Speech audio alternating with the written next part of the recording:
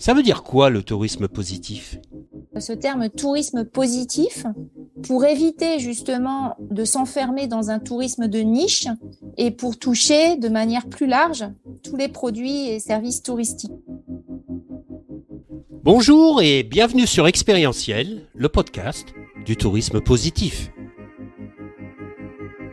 Éveiller les consciences, stimuler l'envie d'agir pour un tourisme positif.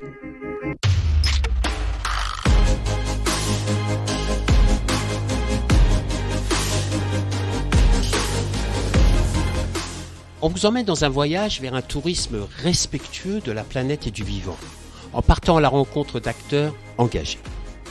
À travers leurs histoires, nous allons découvrir des femmes et des hommes visionnaires, des leviers d'engagement qui sèment maintenant les graines de réflexion et d'action pour un tourisme positif. Je suis François Huette, ambassadeur du tourisme positif avec une expérience internationale. Je suis animé par le développement d'un tourisme de sens, proposant des expériences vertueuses en lien avec son territoire.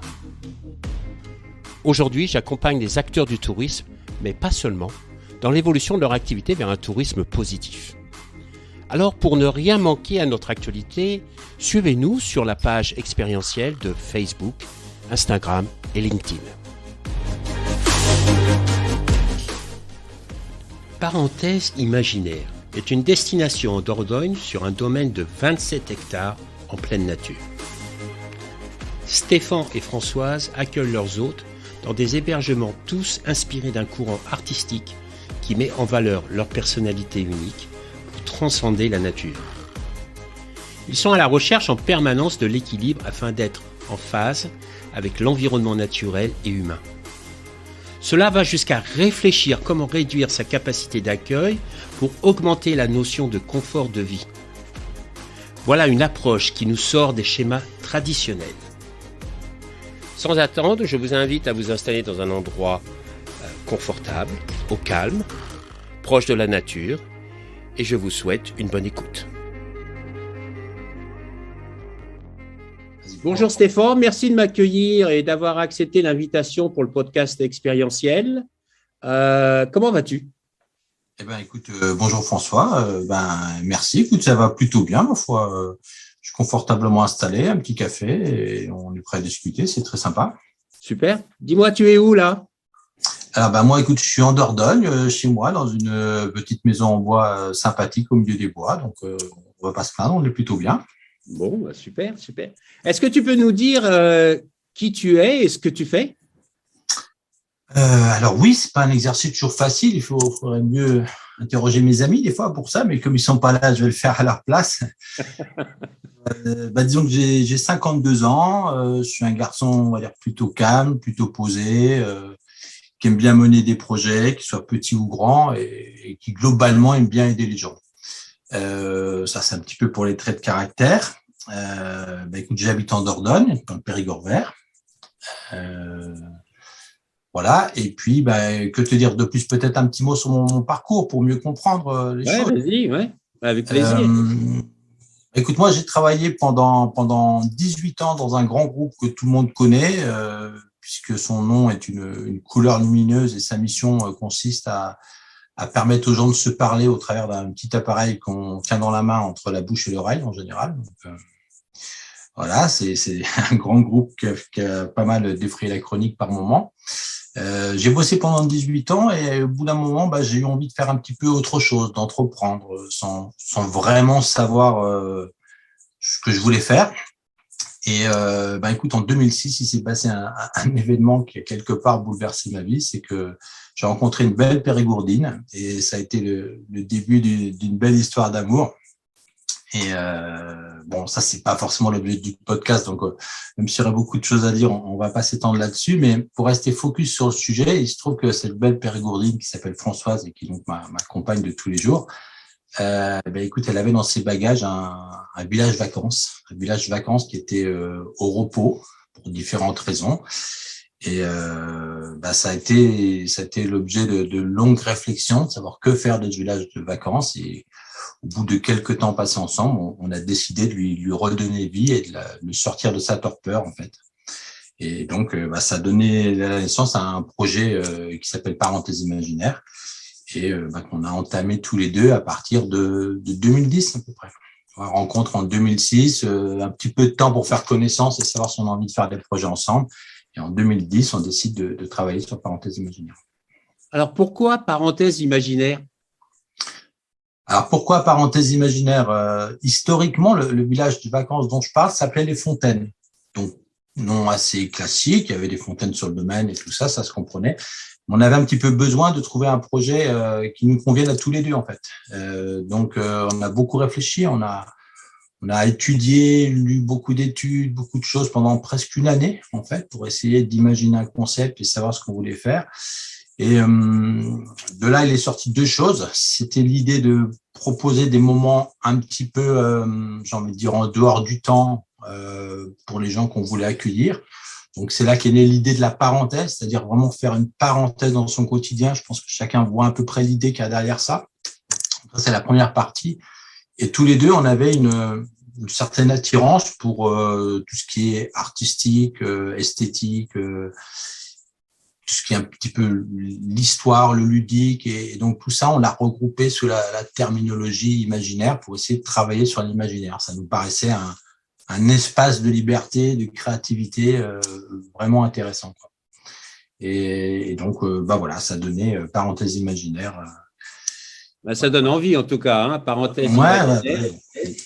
On aime bien tous se reconnecter un peu à notre imaginaire. Et comment ça se traduit dans le concret, alors, dans l'expérience, justement, sur place? Alors, Parenthèse imaginaire, on lui associe un petit, une sorte de baseline qui s'appelle Séjour, nature, chic et ludique.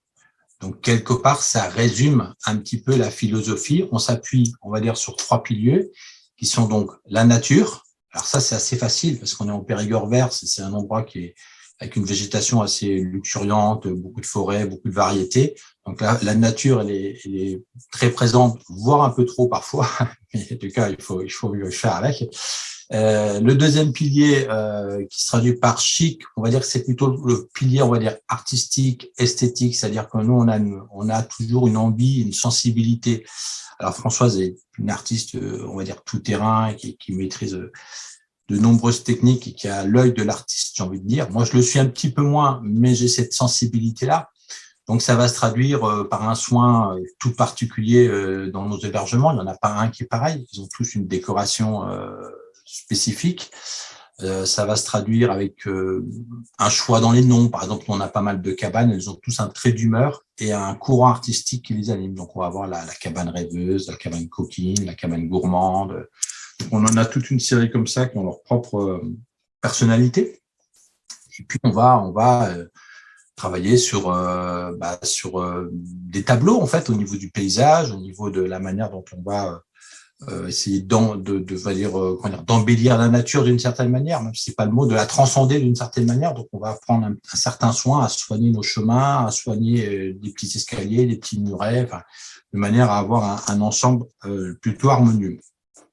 Voilà. Et puis le dernier pilier, c'est le ludique. Donc nous, on est plutôt joueurs, donc on offre sur le domaine toute une série d'activités très ludiques. Alors ça va de la classique ludothèque, sauf que par rapport à beaucoup d'établissements, nous on a un peu plus de 200 jeux à disposition, et ça évolue tous les ans. Ça passe par des chasses au trésor, ça passe par des circuits de géocaching, par des courses d'orientation, par toute une série de petites activités, d'énigmes, des forêts de citation, des choses comme ça qui sont réparties dans le domaine qui s'étend sur 27 hectares en fait. Donc ça fait quand même un terrain de jeu qui est quand même conséquent. Ça se traduit un petit peu de cette manière-là, quoi. Mais tu parles aussi d'activités douces telles que le géocaching. Le géocaching. C'est quoi le géocaching? Ah, tu connais pas le géocaching? Non. Moi, j'ai envie de découvrir. C'est un phénomène mondial aujourd'hui, hein. Le principe de base, c'est quoi? C'est des gens qui vont cacher quelque chose dans la nature et qui vont enregistrer les coordonnées GPS de la cache sur un site internet, geocaching.com. Et du coup, avec un simple téléphone ou avec un GPS, tu peux retrouver l'endroit. Et une fois que tu es arrivé sur la zone, il faut trouver la cache, en fait, quoi. Normalement, dans la cache, as ce qu'on appelle un petit logbook où tu vas pouvoir marquer ton nom, enfin, ou ton prénom et la date à laquelle tu es passé, quoi. Voilà, ça c'est on va dire, le schéma basique. Après, il y a des caches plus ou moins compliquées et compagnie. Voilà. Et donc nous, c'est quelque chose qu'on aime beaucoup et on a déployé ça sur notre domaine. J'ai à peu près une 50aine de caches disponibles et on a des caches très travaillées, quoi. Ce qu'on appelle des gadget caches avec des mécanismes pour ouvrir les caches, des astuces, des codes, des machins. Enfin, bon. Ça, c'est un succès de dingue, hein. Ça, c'est vraiment. Ouais, ça a l'air d'être fun, ouais. Ouais, ça, c'est vraiment chouette, quoi. Et typiquement, c'est quelque chose pour moi, tu vois, dans une logique parce qu'on est là aussi un peu pour parler de tourisme durable ou tourisme positif, comme tu aimes l'appeler. Ouais. C'est une activité extrêmement simple, qui demande peu de moyens et qui crée des souvenirs, enfin, qui fonctionne très, très bien. C'est-à-dire, par rapport à ça, on n'est pas obligé de déployer et là, c'est aussi notre philosophie. On ne déploie pas des montagnes de moyens ou des choses pour proposer des activités. On n'a pas des toboggans géants en plastique ou des choses comme ça. On reste sur des choses très simples, basiques. Et on fait beaucoup de réemploi et ça fonctionne très bien en fait. D'accord. Alors, justement, en parlant du tourisme durable, il y a un réel engagement. Je vois sur ton site qu'il y a plein d'actions qui sont prises sur l'aspect déchets, ressources, environnementales, mais aussi sur le développement économique local, favoriser des espaces protégés et puis contribuer à l'épanouissement des hommes. Tu peux nous en dire un peu plus? Parce que je pense qu'aujourd'hui, dans la situation actuelle, ça doit faire du bien de s'épanouir, non? Ouais, c'est sûr, c'est sûr. Disons que cette logique de tourisme durable, c'est quelque chose sur lequel on a beaucoup réfléchi et sur lequel on réfléchit très souvent. Et nous, on pense que ça ne s'arrête absolument pas parce que même si les choses évoluent, et c'est plutôt une bonne chose, mais ça ne s'arrête pas à ce qu'on voit très souvent sur des aspects techniques, voire énergétiques, quoi. C'est-à-dire que la première phase de tourisme durable, beaucoup d'établissements vont faire du relamping LED, vont installer des brise-jets, faire du tri sélectif et puis acheter des produits locaux.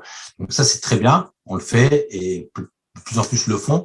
Mais ça reste malgré tout une petite étape pour nous, quoi. Donc, du coup, faut, à mon avis, aller sur d'autres dimensions du tourisme durable.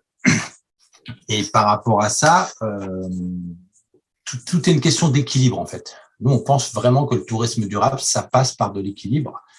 Notamment, le premier déséquilibre, si tu veux, c'est le moment où on est en phase avec notre environnement. Alors, quand je pense environnement, on pense environnement naturel, mais moi, je pense aussi environnement humain, quoi. C'est-à-dire à partir de quel moment on a allé trop loin et qu'on va commencer à avoir un impact sur tout notre environnement. Alors, il y a des exemples très connus qui sont allés beaucoup trop loin. On parle de Venise, Barcelone. Je mettrais bien le bassin d'Arcachon et d'autres choses comme ça, si tu veux, qui à un moment donné, pour moi, sont allés trop loin, quoi. Donc, nous, on cherche à avoir ce point d'équilibre pour que notre activité n'ait pas un impact déraisonnable ou mette en péril à la fois l'écosystème et à la fois l'équilibre du territoire, les relations humaines et compagnie.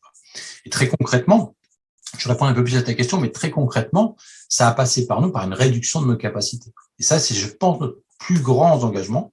C'est-à-dire que beaucoup de nos hébergements qui étaient prévus pour 4 personnes, on les a passés pour 2 personnes. Ceux qui étaient pour 6, on les a passés pour 4. On a un petit camping sur notre domaine, on a réduit sa capacité de 30%, en fait. Donc, et donc, on a beaucoup de nos collègues qui comprennent pas toujours. Ils se disent, mais pourquoi tu loues pas ces emplacements, en fait, quoi. Et en fait, c'est par rapport à cette notion d'équilibre et par rapport, comment dire, c'est aussi un savant calcul entre, comment dire, un aspect, on va dire, business commercial, parce qu'on est une entreprise et qu'il faut qu'elle tourne, mais aussi une certaine forme de confort. C'est-à-dire que quand on réduit les capacités, tout est plus confortable, tout fonctionne mieux. Les sanitaires sont jamais encombrés, ils sont beaucoup moins en panne, ils sont beaucoup moins dégradés. Notre station d'épuration fonctionne complètement, parfaitement. Enfin, tu vois, tout un ensemble quand on est au juste équilibre, tout fonctionne mieux, quoi. Et du coup, en termes de confort de vie, pour nous, c'est quand même beaucoup plus confortable. Ça veut dire qu'on a beaucoup plus de disponibilité pour aussi être à l'écoute des autres, pour accueillir nos clients, pour passer du temps avec eux. Voilà, donc le point de départ, il passe de dire je réduis. Pourquoi? En fait, derrière, ça a des conséquences qui peuvent aller très loin, en fait. Ça m'interpelle beaucoup ce que tu dis parce que on parle toujours de réduire et je trouve qu'on a souvent un message ou une communication qui dit bah, on va partir d'un point aujourd'hui, aller à l'opposé.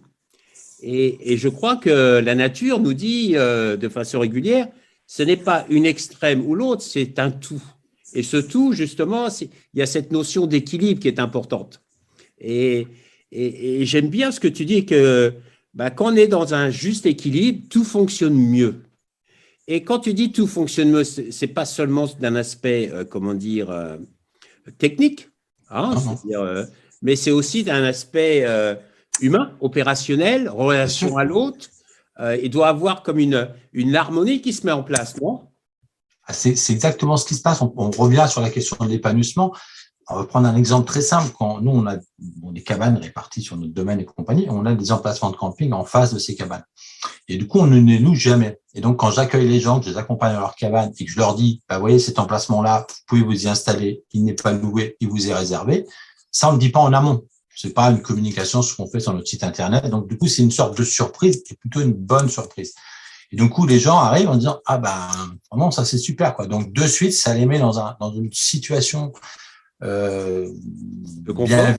Une situation de confort, exactement, qui fait qu'ils disent, ben, on s'est pas trompé, on va être bien, on va passer de bonnes vacances, et tu vois, tout s'enchaîne à partir de là, quoi. Alors que s'ils arrivaient, que je leur dis, bah, voilà votre cabane, et qu'en face, imagine qu'il y ait une caravane ou un grand mobil-home, avec, je sais pas, moi, des enfants, un chien ou n'importe quoi, bah, c'est pas la même situation. On se dit, oula, les voisins, tandis que là, bah, ils ont un espace qui est beaucoup plus important, quoi. Alors, c'est le secret d'une forme de réussite pour nous, hein. Et puis, le confort n'est pas seulement un confort matériel, c'est aussi un confort émotionnel, un confort naturel. Et ça, c'est aussi important. Hein? Tout à fait, ouais. Parce que dans notre société, on parle quand même du confort plutôt matériel qu'émotionnel. Alors que les deux sont aussi importants, quoi. Tout à fait, ouais. Alors, nous, on essaye par rapport à ça de proposer des activités. Ça, c'est vraiment important. On essaie d'avoir un équilibre, toujours cette notion d'équilibre entre des activités, on va dire, internes qui peuvent se faire sur notre domaine et des activités externes. Parce que on conçoit pas, enfin, moi, j'aime pas les vacances où je suis installé quelque part et je dois sortir tous les jours parce que j'ai pas grand chose à faire sur place. Et en même temps, quand je suis quelque part, j'aime aller découvrir aussi le territoire, aller à la rencontre des choses. Mais voilà, donc il y a un juste équilibre entre pouvoir proposer suffisamment d'activités pour que les gens passent du temps dans notre domaine, mais qu'en même temps, ils aient envie, et on essaie de les accompagner en leur proposant des circuits d'excursion où on leur dit, bah, allez dans tel territoire et profitez-en pour voir ça, ça, ça et ça. Donc on les accompagne pour éviter de multiplier les déplacements et compagnie. Et en même temps, en interne, ils ont, sur 27 hectares, on a à peu près 5 kilomètres de chemin qui sont connectés à toutes les randonnées qui sont autour de notre domaine. Et puis, on propose des petites activités qui sont pas grand chose, mais par exemple, on a une forêt de citation. Donc, on a fait quoi? On a planté dans un espace de la forêt, on a planté sur des poteaux en châtaignier que j'ai taillés, on a planté des citations qu'on a choisi avec tout un processus de discussion entre nous avec d'autres pour choisir les citations qui peuvent avoir leur place dans cette forêt. Et cette forêt, elle pousse tous les ans. Donc, les gens qui reviennent nous voir, ils vont aller voir la forêt de citation pour voir quelles sont les forêts les citations qui ont poussé d'une année sur l'autre. Et du coup, c'est un lieu assez calme, assez relaxant où on peut passer d'une citation à l'autre et ça invite à une forme de méditation, de réflexion. Donc, activité simple, mais très efficace, quoi. On a. En t'écoutant, j'entends parler d'imaginaire, de citation et de réflexion, d'équilibre. Et la question qui vient à l'esprit comme ça, c'est d'où vient cette inspiration, cette motivation, cette envie de faire ça? C'est quoi? Ça vient de ton enfance? Ça vient d'avoir vécu des choses qui t'ont interpellé? Ça vient d'où? Alors ça, c'est une question pas facile à répondre. Je crois que déjà, c'est lié au fait que le projet Parenthèse Imaginaire, c'est un projet de vie. C'est-à-dire, c'est pas un business avec une vie à côté et une envie de faire de l'argent à tout prix ou ce genre de choses comme ça. Donc, c'est vraiment un projet de vie. C'est-à-dire que nous, c'est pas compliqué. On habite déjà juste en face du domaine. Donc, ça, c'était assez pratique. Et alors, c'est des fois un problème. On n'a pas une complète séparation entre notre vie de tous les jours et puis notre activité professionnelle. On travaille sur place, on en parle pratiquement tout le temps. C'est un projet familial aussi. On a des enfants. Je sais qu'on est rentré en relation grâce à mon fils d'ailleurs. Donc, oui, tout à fait. Ils ont leur propre activité. Mais en même temps, ils sont passionnés par le sujet et ils sont fiers du sujet. Ils s'y investissent. Donc, il y a cette espèce d'univers qui fait qu'on a envie de se faire plaisir aussi. C'est-à-dire quand on décide de faire une forêt de citations, l'exemple que je t'ai cité, on se fait autant plaisir à nous de choisir des citations, de les installer, de délirer avec ça, que ce qu'en retirent les gens ensuite, quoi. Voilà, donc, c'est sans doute ça le secret, c'est que quand on fait du géocaching, on en parlait tout à l'heure, moi, je passe du temps en hiver notamment à créer des caches, à faire des mécanismes, à réfléchir à des tas de trucs. Ça m'éclate complètement. Donc, je pense que ça se traduit dans le produit, tu vois. C'est pas un produit que j'ai acheté tout packagé et que je déploie comme une activité X ou Y, quoi. Donc, il y a une partie de moi là-dedans, quoi. Donc voilà, il y a ce côté où on a envie de s'amuser, où on a envie de surprendre un peu les gens et ouais, je pense que c'est une des réussites du projet, en fait, quoi. Et je pense que les gens, ils sont sensibles, même plus qu'on ne l'imagine, tu vois, parce que au début, moi, je viens pas du monde du tourisme. Il y a un truc qui m'a toujours surpris, c'est les gens qui m'ont remercié au début, mais qui m'ont remercié vraiment chaleureusement. Moi, j'avais un métier où les gens me disaient merci, mais pour la vie, quoi. Là, tu sens qu'il y avait de l'émotion. Alors, je me suis habitué. Au début, ça me faisait drôle. mais du coup, les gens me disent vraiment super, on a passé un bon moment. C'était vraiment sympa cette activité ou autre. Voilà. Et le moteur, maintenant, il vient de là, en fait. Parce que le métier est difficile des fois. C'est pas si rose, en fait. Là, je fais un tableau sympathique, mais c'est la galère aussi. Je veux dire, en 27 hectares, 85 bâtiments. Enfin, techniquement, il y a plein de problèmes. On peut avoir des soucis, quoi, tu vois. Et du coup, le moteur, c'est aussi les gens maintenant. Ce qui n'était pas forcément le cas au départ. On les connaissait pas. Mais maintenant, on a un retour humain qui fait qu'on a envie de continuer, quoi. Et est-ce que tu as un retour de la nature? Alors oui, on a des retours de la nature. Ça, c'est rigolo, ouais. On a de retour de la nature, c'est-à-dire que quand on a repris le domaine, il était fermé depuis quelques années. Donc la nature avait bien pris ses droits, il y en avait partout, et donc on a procédé à du nettoyage pour sortir des bâtiments et compagnie. Et du coup, il y a des oiseaux qui n'existaient pas, qui sont réapparus, parce que certains ont besoin d'espaces dégagés pour retrouver de la nourriture, pour vivre. On a des lièvres qu'on n'avait pas, qui sont apparus.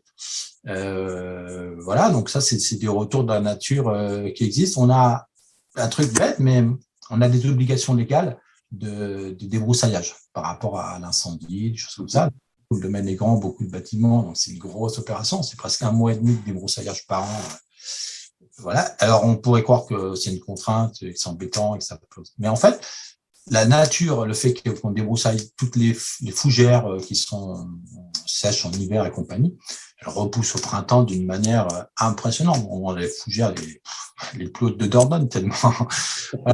Donc voilà, elles sont fluorescentes au printemps, elles sont pleines de vitalité parce qu'on nettoie le terrain propre.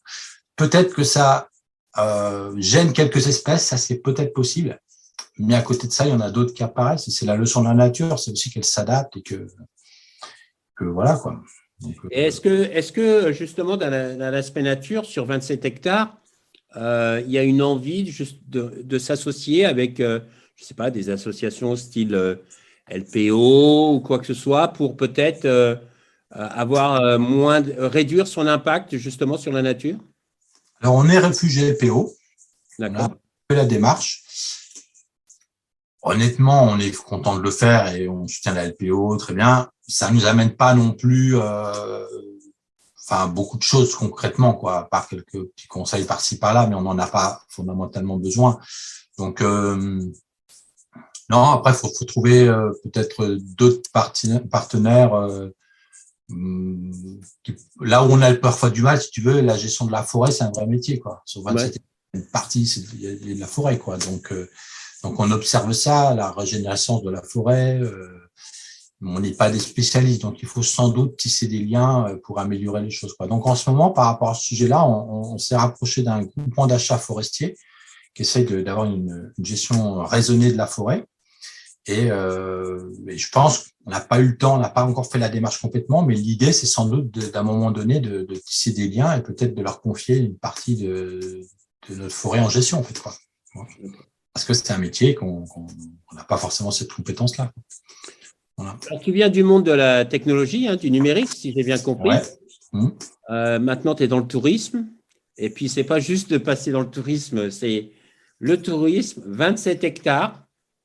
Et ça, c'est depuis 2010, tu disais. Les parenthèses imaginaires ont ouvert en 2014. Quels ont été les grands apprentissages pour toi en tant qu'homme par rapport à ce que tu as vécu? Parce que ça n'a pas dû être facile. Ça n'a pas dû être facile, oui, mais il y a quand même pire je veux dire, je suis passé d'un milieu urbain qui n'était pas le pire, mais qui était quand même très urbanisé, à une vie à la campagne, au milieu du bois. Enfin, je veux dire, ça change énormément de choses, quoi. Je veux dire, en termes de confort de vie, de temps gagné. Je veux dire, quand je vois les quelques fois où je repars en ville, c'est là où j'en prends conscience, parce qu'avant, je ne prenais pas conscience. Le temps que je perds en ville, c'est impressionnant. Ici, on n'attend jamais. Je veux dire, je suis maître de mon temps. Voilà, donc ça, c'est une énorme plus, quoi.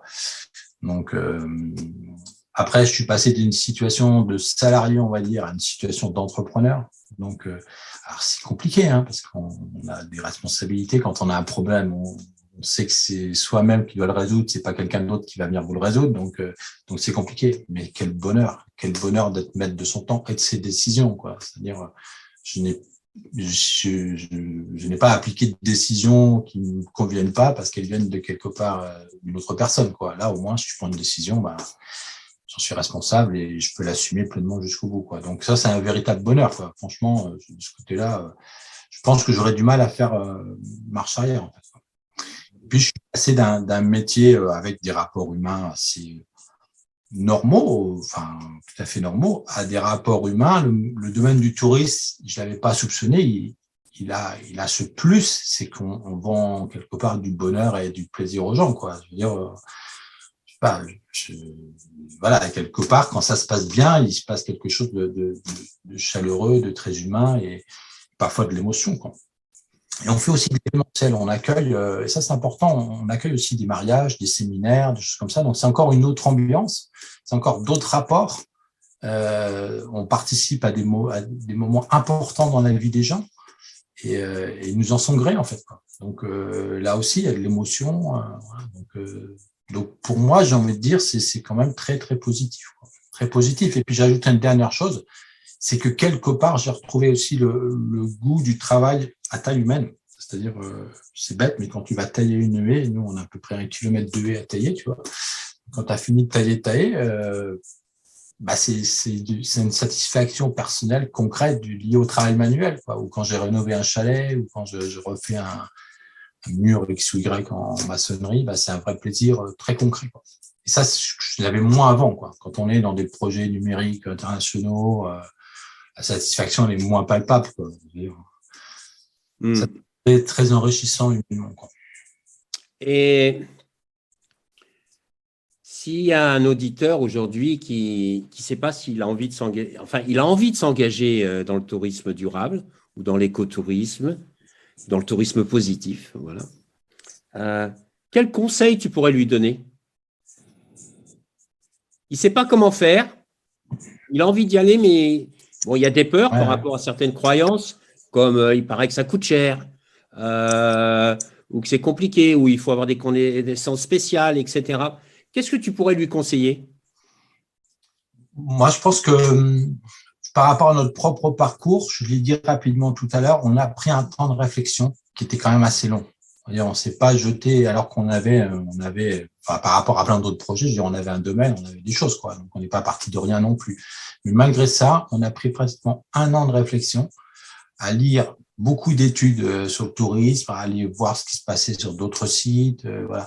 Et ça nous a vraiment enrichi. Ça a enrichi notre projet, c'est-à-dire entre ce qu'on a pu imaginer le premier jour où on s'est dit on va redémarrer le village et quand on a attaqué réellement le projet, le projet n'était plus tout à fait le même. Tu vois, on l'a enrichi grâce à cette connaissance, grâce à des rencontres. Donc je pense qu'il ne faut pas hésiter à prendre ce temps, il ne faut pas hésiter à appeler des gens pour avoir un retour d'expérience.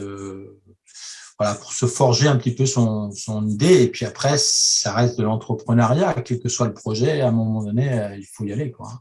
Il faut y aller et il faut avoir. Ça demande de l'énergie, ça demande de la détermination, ça demande.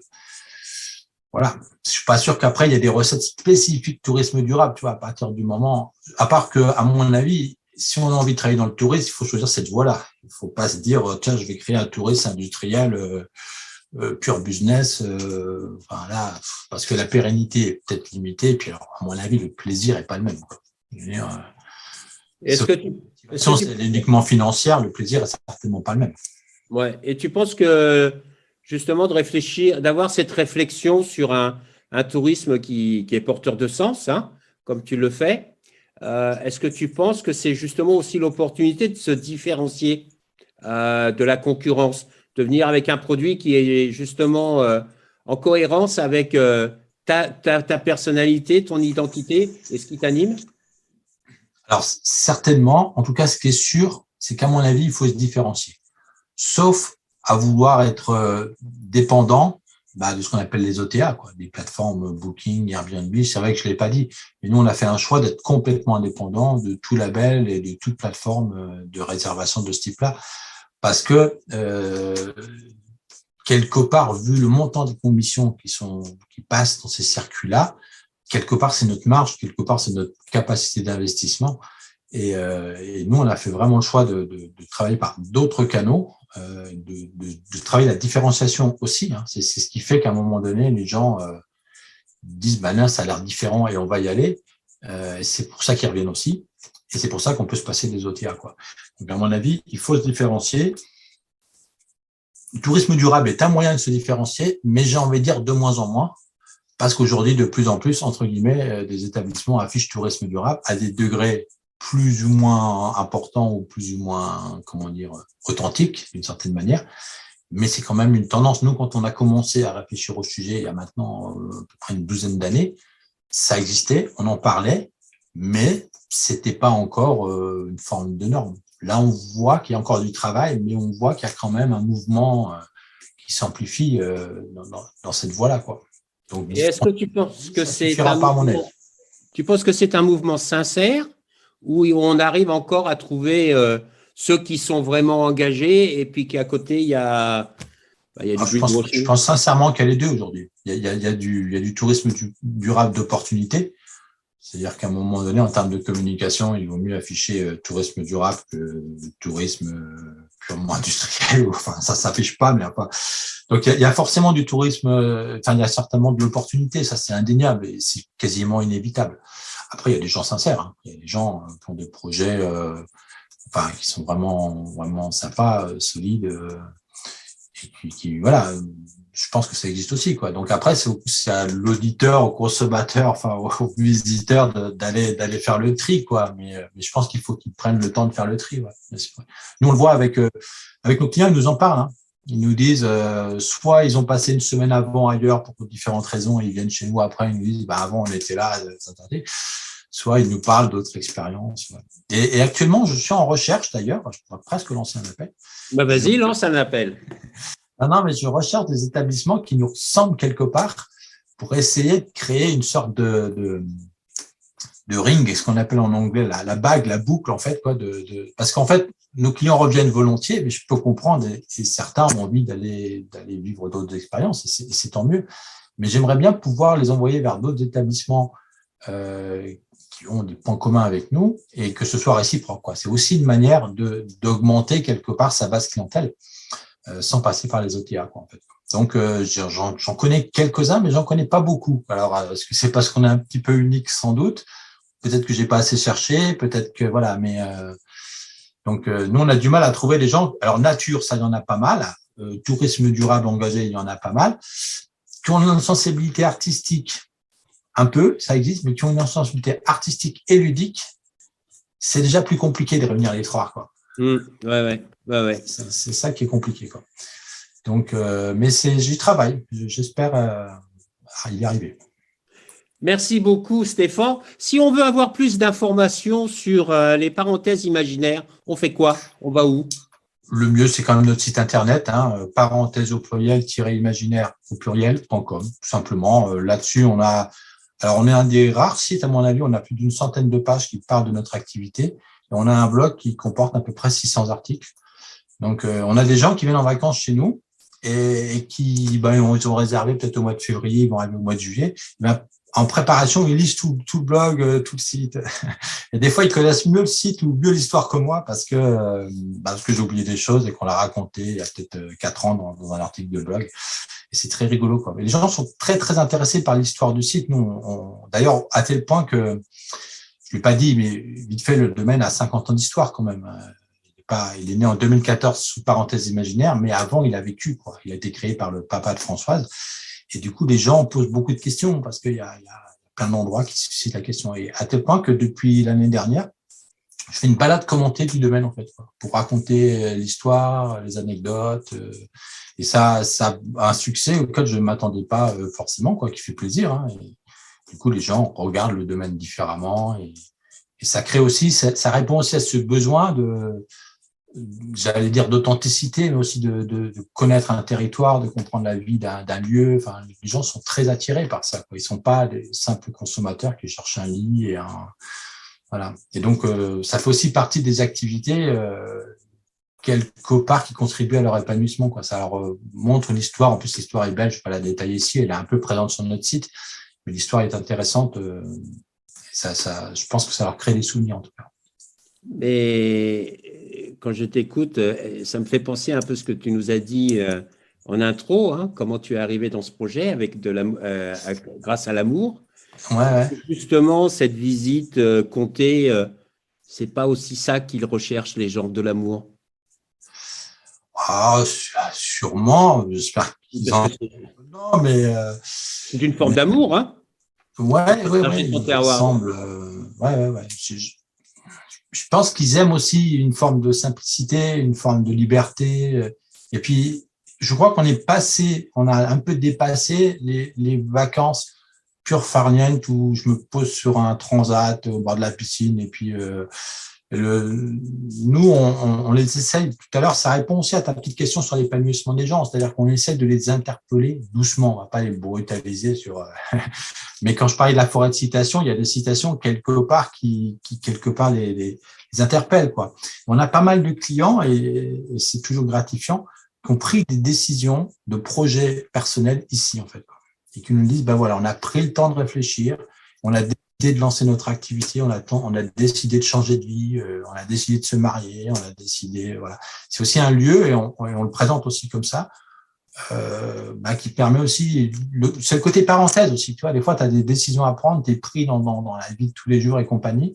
Là, tu peux prendre un peu de recul, là, tu peux te poser un petit peu et réfléchir à d'autres choses, quoi. Et ça, c'est quelque chose, c'est une de nos plus belles récompenses, quelque part, quand ça se passe comme ça, quand les gens prennent du recul et quelque part regardent les choses autrement, que ce soit sur leur propre vie, sur le monde, sur la nature ou autre, c'est un de nos objectifs, quelque part. Un lieu pour se ressourcer. Ouais, complètement. Ouais. On travaille pour ça, en tout cas. On a cette logique. Je finirai là-dessus. Moi, j'aime bien dire qu'on est des artisans du tourisme par rapport à des industriels. Et comme on est dans un pays d'artisanat d'art, ici, le Périgord montronnais, il y a beaucoup de gens qui travaillent le cuir, la pierre, le vitrail sous la forme artisanat d'art.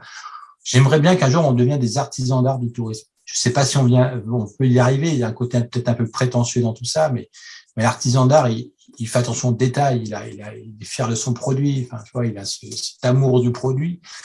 Et nous, on aimerait bien arriver à ça. Je pense qu'on a encore un petit peu de travail, mais qu'à un moment donné, on puisse dire, voilà, l'expérience chez nous, elle a été travaillée, ciselée dans plein de petits détails, et quelque part, vous le ressentez en partant, quoi. Donc, c'est un petit peu la ligne qu'on essaie de suivre. C'est aussi le futur du tourisme. Moi, je te rejoins complètement. Je trouve que le tourisme et l'art ont beaucoup de choses en commun. J'utilise souvent cette métaphore de la pâte à modeler. On peut tous avoir de la pâte à modeler dans nos mains et après, selon notre sensibilité, nos émotions, nos envies, etc., notre éducation, notre culture, on fait quelque chose avec cette pâte à modeler et on part tous avec la même chose au départ, mais à la fin, on produit tous des choses différentes qui représentent qui nous sommes et bravo. Moi, merci. C'est génial. Merci beaucoup pour ce temps passé ensemble. Avec grand plaisir et bravo à toi pour ce podcast que je trouve passionnant aussi. Merci. Bonne continuation. Bonne continuation à toi, François. Merci beaucoup. Salut. Voilà, c'est la fin de notre voyage du jour. J'espère que vous avez vraiment passé un agréable moment en notre compagnie et que nous avons pu semer des graines d'inspiration et d'action. Surtout n'oubliez pas, le tourisme de demain, c'est maintenant qu'on le construit et ensemble. C'est un tourisme qui est guidé par le sens, l'expérience et en lien avec nos territoires pour assurer la pérennité de nos métiers et de nos activités. C'est essentiel. Si vous avez vraiment aimé ce podcast, favorisez sa diffusion en lui donnant 5 belles étoiles sur Apple ou la plateforme podcast préférée que vous utilisez. Et puis, surtout, et ça c'est le plus important, n'hésitez pas à partager dans votre réseau. Essaimer la connaissance, essaimer le partage d'expérience. C'est essentiel pour chacun d'entre nous d'avoir accès à cette information. Et puis, si vous voulez continuer l'aventure avec nous, le voyage avec nous, eh bien, je vous invite à vous abonner pour suivre tous les épisodes gratuitement et être informé dès qu'ils sont publiés. Voilà. Je vous remercie et à très bientôt. Au revoir.